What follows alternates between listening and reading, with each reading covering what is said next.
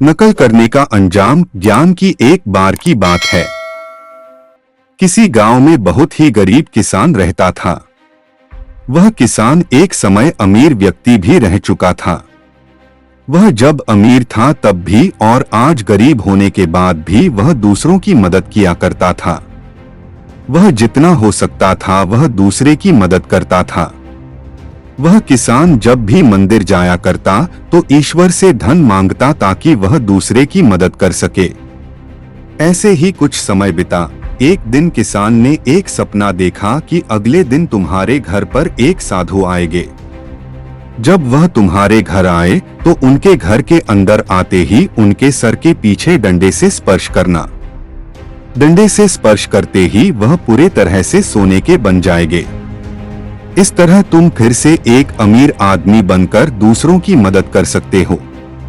अगले दिन ऐसा ही हुआ। उस किसान के घर पर एक साधु ने दस्तक दिया। यह किसान पहले से ही डंडा लेकर तैयार था।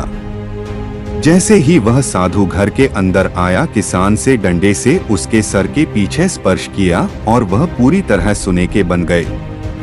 अब यह सब कुछ एक नाई, बाल काटने वाला, ने देखा लिया। यह नाई किसान के घर किसान का बाल काटने आया था।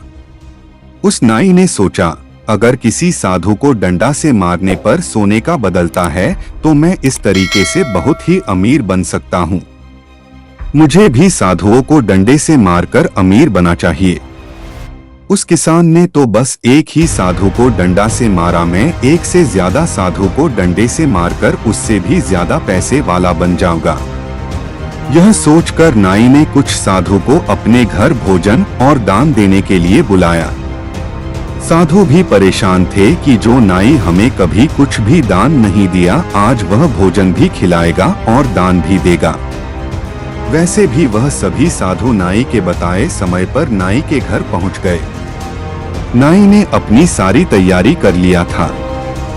जैसे ही साधु नाई के घर की अंदर गए, नाई ने अपने घर का दरवाजा बंद कर दिए। उसके बाद नाई साधुओं को डंडे से मारने लगा, लेकिन कोई भी साधु सोने का न बना।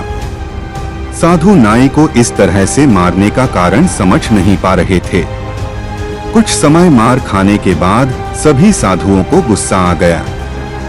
सभी साधु मिलकर नाई को खूब मारा। नाई को मारने के बाद वह नाई के घर से बाहर आ गए। कहानी से ज्ञान, हमें किसी का नकल कभी नहीं करना चाहिए।